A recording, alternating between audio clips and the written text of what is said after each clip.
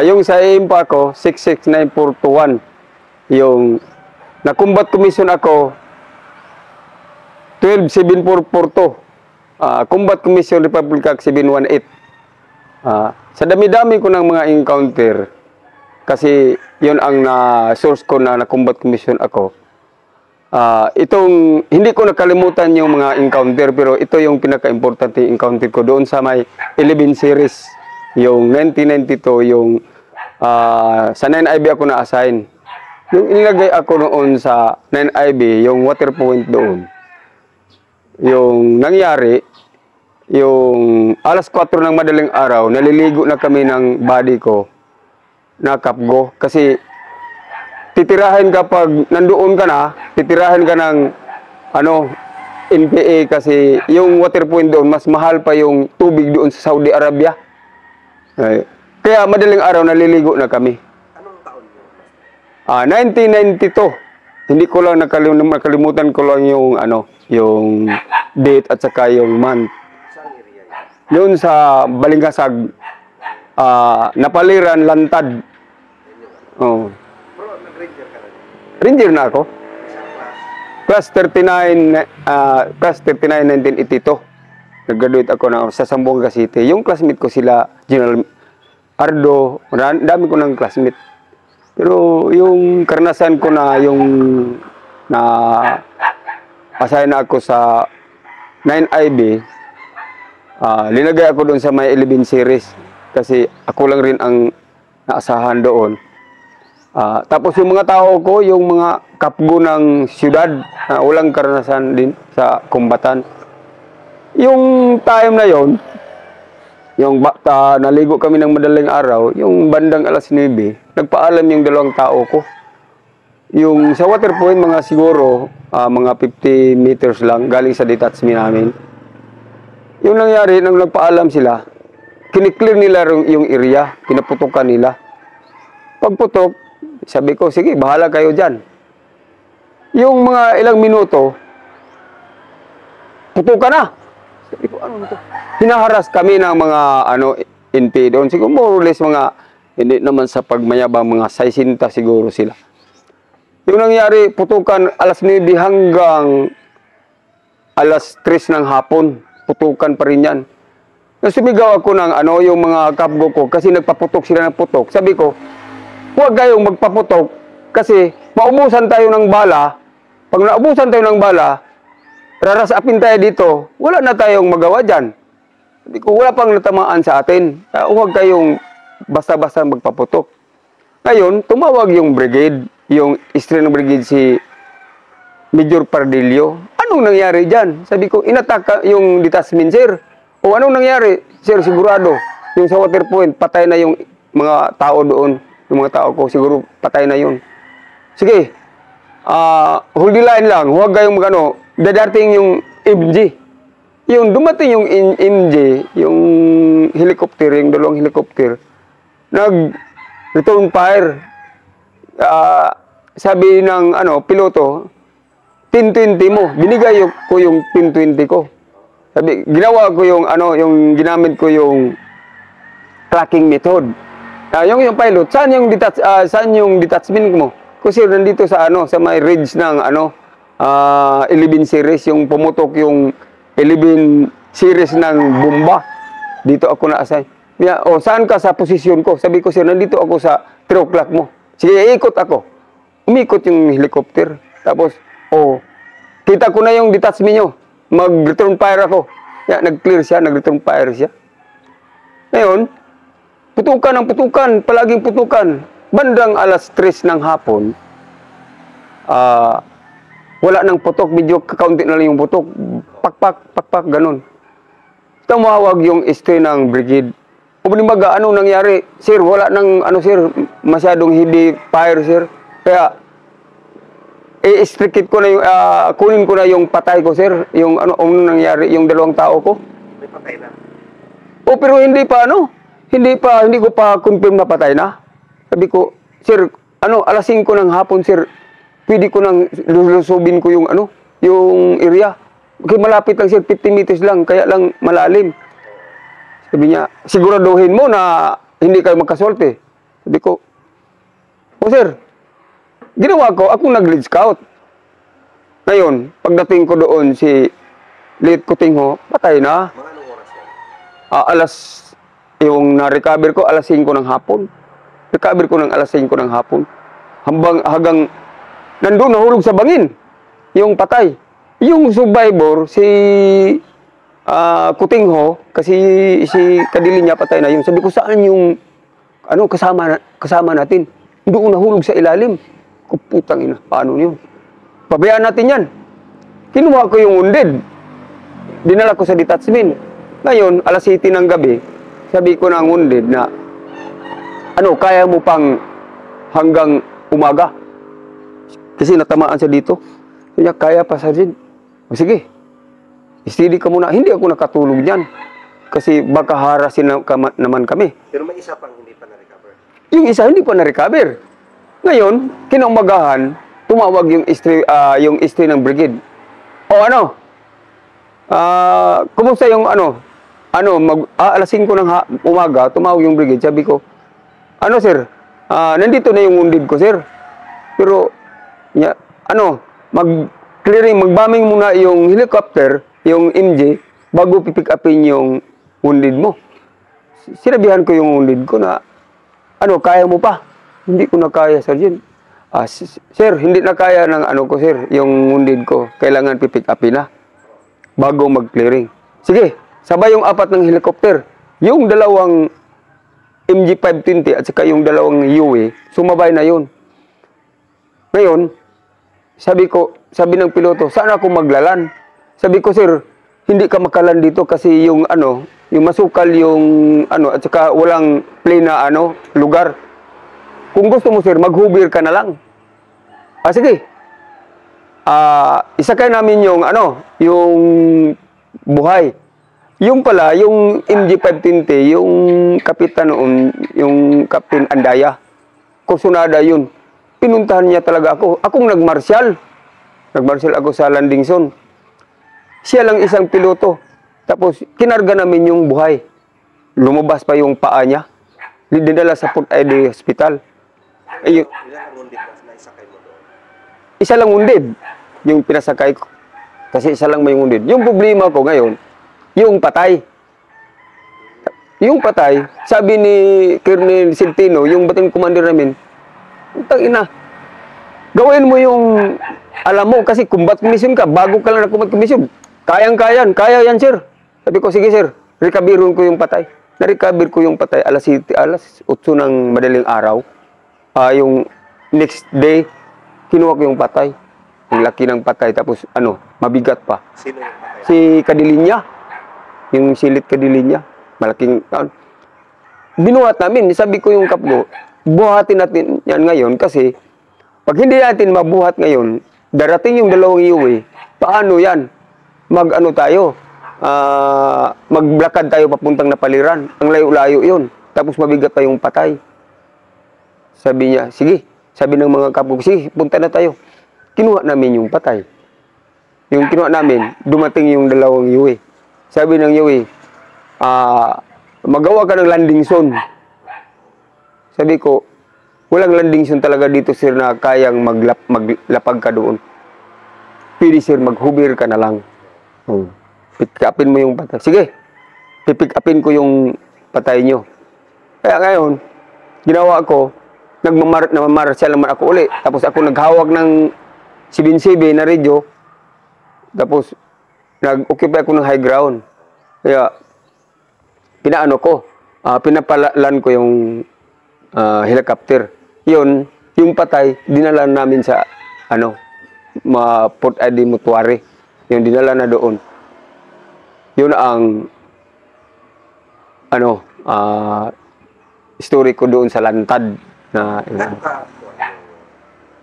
ikaw yung team leader? Ako yung detachment commander. Detachment commander? Oo. Gano'ng kahirap yun, sir? Mamatayan ka na? Mahirap talaga kung mamatayan ka kasi pero kasi ranger tayo, mindset lang na napatayan ka, na ma-recover mo yung patay. Kasi mahirap yung magbuhat ka ng patay na naglakad kayo. Saka yung wounded mo, sabi ko nga yung wounded ko, kung kaya mo pa, mag-tiis tayo dito. Kasi yung patay, pag yung buhay, kinarga mo ng kabayo, hindi yung pwede ikarga ng kabayo. Kasi yung kabayo, hindi yan, palagi yung wild. Oo, pag ikarga mo yung kasi pag magkaano sila ng ng dugo ng tao, yun, yan, hindi mo yan makarga sa bubuhatin nyo talaga. Masukal yung, alam mo na yung 11 series eh. Kaya yun ang experience ko sa Mahirap talaga yun. Gano'n kahirap yung lantak, terrain? Ang hirap talaga ng terrain. Nandyan sa mapa ko, yung terrain doon,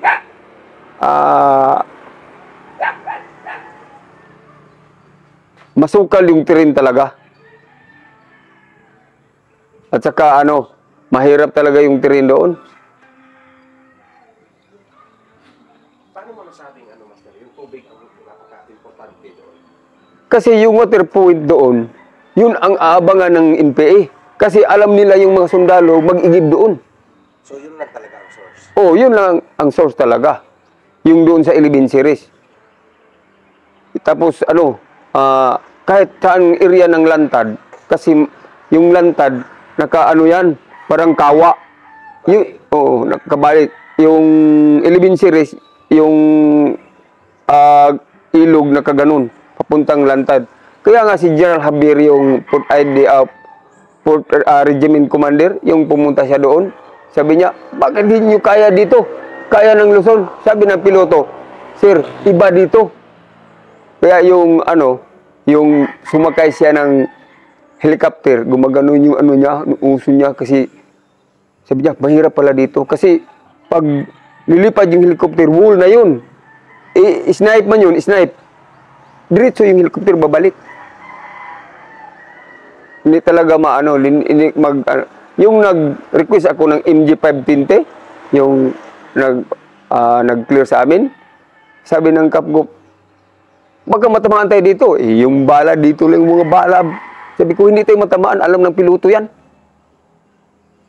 Kasi yung mga namin, yung mga kapgo namin galing ng siyudad, walang experience sa kumbatan, kasi hindi taga bundok yung binigay sa akin. Kaya yung kami ng EP doon, parang 4 kami. Hindi kalimutan ko yung isa, basta yung si Umisul Kadilinya, Halit Kadilinya, at saka si Kutingho. Yun ang namin. Malaki talagang experience pag ranger ka.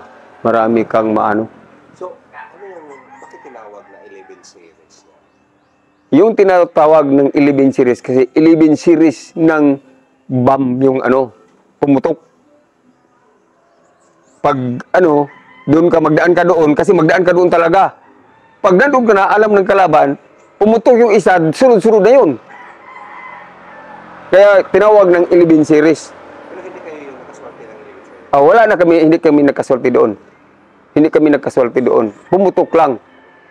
Pumutok lang yung 11 series. Kaya pinalagyan ni Colonel Centeno yung history din ng yung brigade. Lagyan nyo ng detachment yung 11 series kasi doon tayo dadaan. Kasi yung mga resupply doon magdaan. Kaya talagang babanatan ka na doon mag-abang yung mga NPA doon. Yung isa yung sa Hinguog kami. Yung panahon ni yung commander namin si Lt. Colonel Ilano. Yung sila si General Villanueva, si Kan Lieutenant pa yun. Ako ang leading team. Yung nagkanda kami ng battalion operation, ako yung leading team. 1986. Yung kami 1986. Yung sa Hinguog. Yung nangyari, ako ang leading team. Pagdating namin sa malapit sa area, nag-harbor kami doon sa along the highway ng laging area ng Hinguog. Kinaumagahan, yung guide ko, sabi yung guide ko, mayroong sigaw na narinig niya, kuk, ganun. Sabi niya, kalaban yan. Hindi ko ganun ba? Kalaban yan. Tingin ko, madaling araw, dalawang tao, naka-full combat gear. Yun ang problema. Kasi yung si Lito Manda, yung combat commission na yung namatay na rin, yun ang, platoon leader, o platoon sergeant. Ang nangyari, malapit na yung kalaban, yung dala ko 60 caliber. Hindi ko alam, ang layo ng linakad namin, yung 60 ko, hindi pala naka-align sa bolt yung bala niya. Tapos, upinti rin, tinapik ko yung isang kasama ko. Hindi ko matapik kasi makita na ako eh.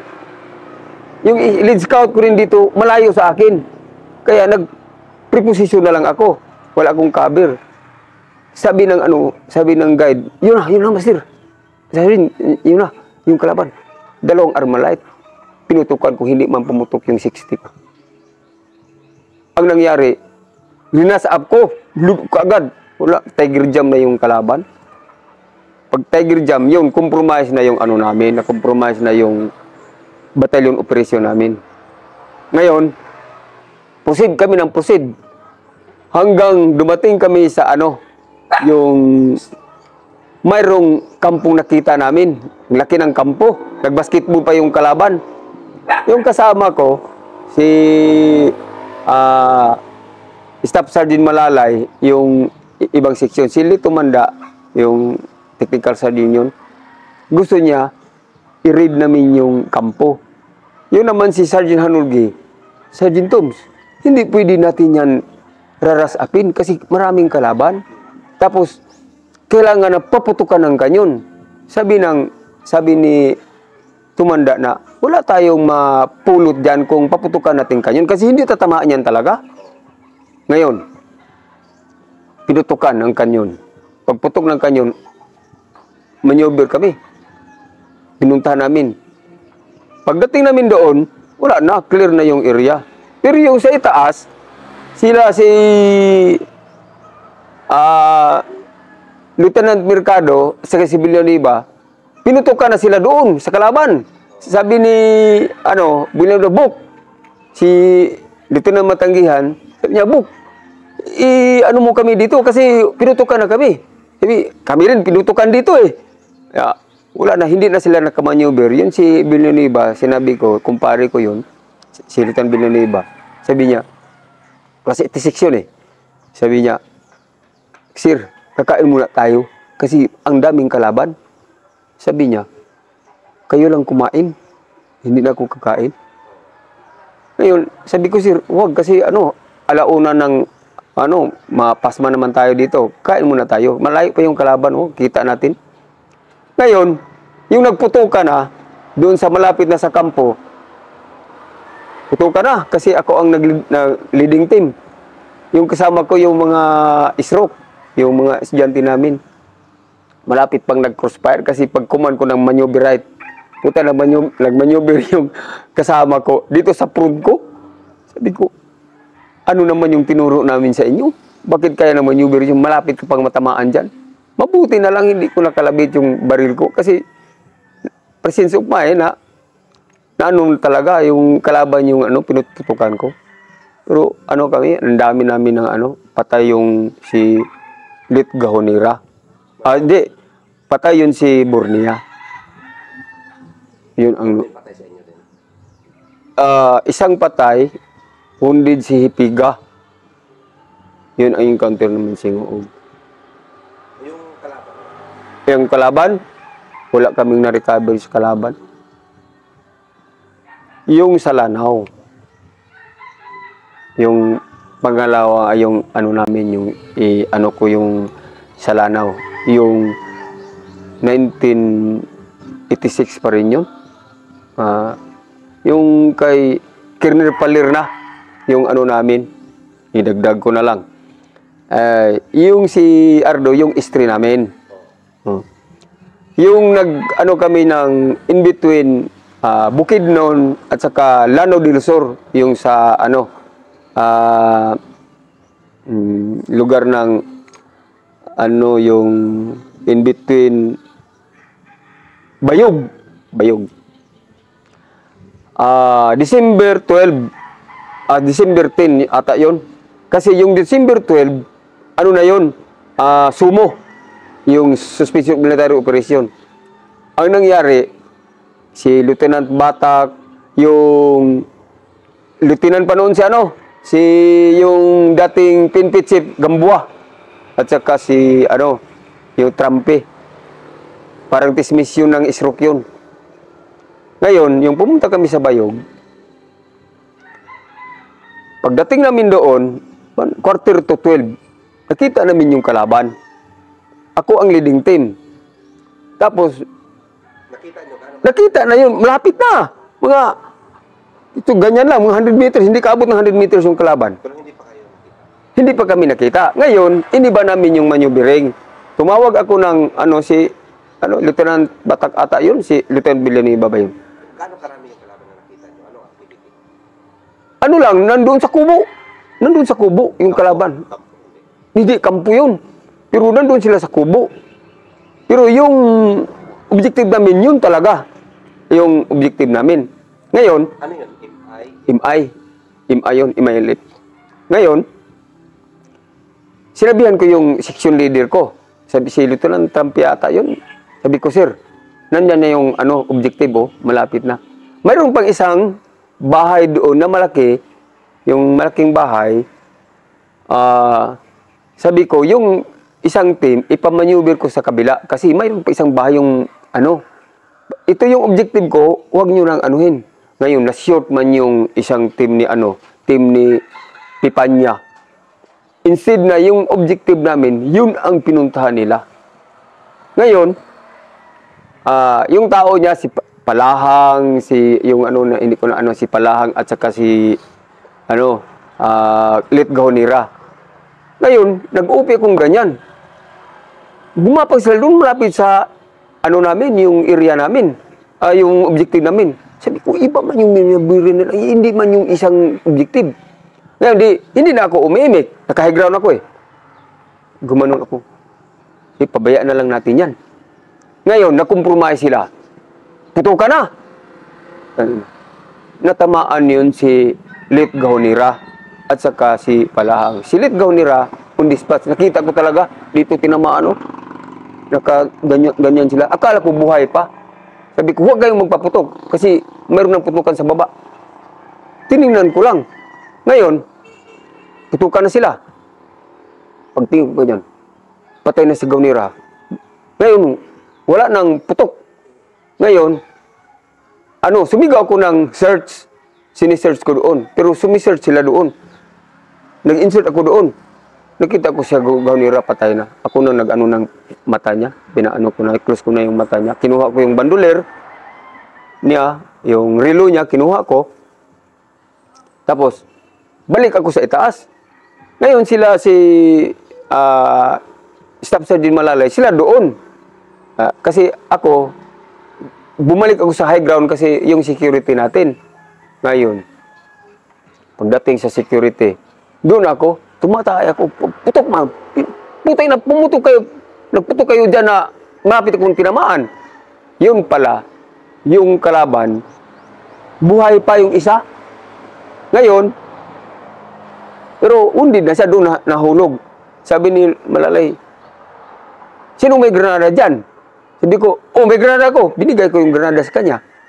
Pinutukan yung kasi malapit lang yung kalaban. Kung magganon sila matamaan kasi yung kalaban nagkaganyan. Ngayon, hinagisa nila ng granada. Pumutok. Sabay yung Armalite saka yung damit ng kalaban. Talbog. Ngayon, mayroong biglang lumabas na tao na nakagaran. Nandyan mo ako sa ground, pinipick up ko. Puk, puk, puk. Natamaan ko man yun. Patay siya doon sa may yung rice field. Ngayon, si Palahang, yun ang wounded dito, natamaan. Si Palahang. Pagtingin kong ganyan, dito man natamaan. Hindi ko man pwedeng painumin ng gamot. pinaturnikehan ko na lang dito. Bakit anong sabi niya? Yung si Palang hindi na siya magkasabi kasi gumagano naman siya. Dito man natamaan. Eh, nagturnike ako dito. Tapos pag turnike ko kung ganyan, pinabayaan ko yung yung turnike dito. Bandang alas 5 tumawag na si yung mga team leader namin, mga section leader namin si ata yung tumawag, yung overall namin si Lieutenant Batak ata yun. Yun ang tumawag ng chopper. Alas 5 ng hapon. Yung pa na-recover si Palahang. Yung patay, kinarga na rin ng chopper. Ngayon, nagwi-withdraw na kami. Kasi, sabi ko, pag hindi tayo magwi-withdraw dito, abutan tayo ng mga MI dito, ubus tayo dito. Kahit kami, 2 section, 3 section kami. Sabi ko, stick na tayo, sir. Ngayon, alas 7 ng gabi, dumating kami sa pick-up point. Wala nang kain. Kain kami ng yung noodles na hilaw. Nakain lang namin yun. Para makasurvive lang kami. Yun na ang nangyari. Yung Gano'ng kahirap yun? ang mahirap din talaga yung imailip, hindi man yung kasi hindi man yun masyadong marami sila, pero hirap din silang iinkwentuhin. Pero yun lang, nakasurprise kami kasi kami ang nakakita sa kanila. Pero, kayo pang naiskuran. Kami pang naiskuran. Pero naiskuran din namin sila. Nakarecover kami ng 2 patay. At saka, yung isang Armalite, yung doon sa baba, yung Garan, hindi na namin napuntahan yun. Kasi malayo na. Ano yan? Parang kampo? Kampo, parang yun, listening post nila, yung advance nila, post nila. Yung hirap lang doon kasi, yung na-premature yung manyumbering. Dapat yung grupo ng isang bahay, yung malaki, doon sana yung objective nila ni Sergeant Pipanya. Kaya lang, na-sure sila kasi basukal, akala lang yun na ang objective na, yun sa amin yun. So, yun yung lesson learned. Oh, yung lesson learned yun. Yun, tamaan yung kasama namin dito. Yung buhay pa. Class 51 yun. Yung si Pipanya, yung team leader namin, class 42 yun. Yung team leader nila. Class 42 yun. Patay na rin yun sa ulo. So, yun talaga, ang hirap din talaga ng mga karanasan mo sa ito. Oo. Mahirap talaga pag, kailangan leadership talaga, guts mo, hindi mo yan. Kasi, mahirap talaga pag, kayo maunahan. Yung sa Opol din, yung sa Opol na enkwentro namin, yung madaling araw na, yung stroke namin, na nandyan sa open terrain, na pinutukan ko yung, na natamaan yung isang NPA. Nakuha namin yung, isang, BBR Malite sa Caridjo. Okay. Siya yung, parang siya ata yung, namin, section leader. Akong leading team pa rin. Nakita namin yung upinti rin talaga. Ngayon, wala nang cover. Kasi, yung upinti talaga yung inararo. Pero yung lang namin, yung guide namin, kasi active yun, kalaban na yun. Ay, naglakad-lakad pa yung yung gwardiya ng NPA, yun sa Upol. Bagukbok area yun. Naglakad pa yung yung kalaban, alas 6 ng madaling araw. Yun, walang nangyari sa amin. Lahat kami naka-recover. Yun din ang time na sila Lieutenant Arno na inambus. Yun ang putukan na galing alas 6 hanggang alas 2 ng umaga din, hapon. Palaging encounter, NPA yun. Kasi plenum yun eh. Plenum ng yun. Unit mo na. Ha? Anong unit mo na? 53rd na kami. 53rd IB. Pero kami, nandyan kami sa training committee ako ng ng 53rd kasi nagkanda kami ng Scout Ranger Orientation Course. Lahat ng mga namin, lahat ng mga estudyante namin, pinatismisyon namin. Ang daming score doon. Kaya yung yung nangyari, yung maraming encounter, naka-award din ako. Yun ang naging combat commission ako. Ang dami ko ng award. Tapos dali lang napopromote din ako dahil sa encounter na namin. Yun yung isa sa naging combat commission.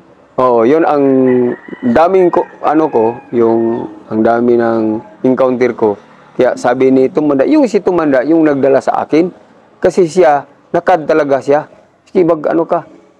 Yung problema lang, yung pag-board ko sa cardboard. Sabi niya, bakit hindi ka nag-aral? Ganito yung sagot sa kanya. Sir, kung halimbawa, sir, nag-aral ako, sir, hindi na ako maging asset ng EAP.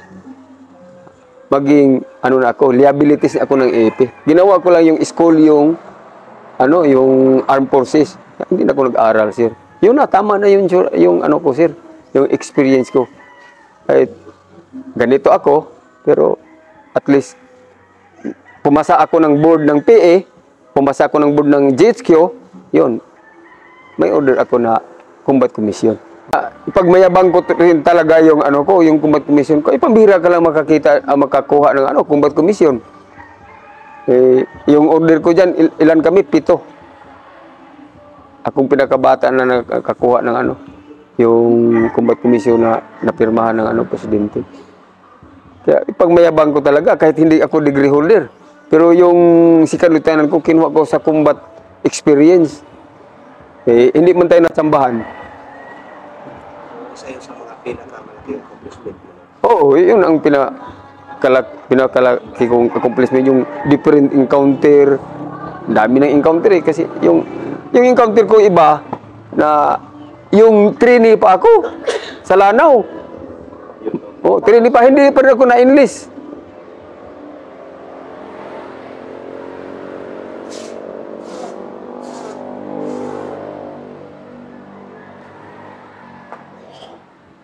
Yung sa Lanao, hindi kami na-enlist. Hahabol pa nga ng kalaban para ma-enlist 1976. Hanggang 1978, hindi kami na-enlist. Naka-recover kami kasi yung mga, hindi naman sa baba ng mga, yung mga opisyal noon. Kasi yung mga opisyal noon, palagi, yung mga reservists, ang mga reserve officer, yung palagi doon sa batalyon. Noon mga 70s, yung mga 70s pa yun? Wala. Kaya marami kami encounter pero wala kaming award. Tapos yung recommendation na dapat ma-enlist kasi naka-recover kami ng garan, ganun. Wala.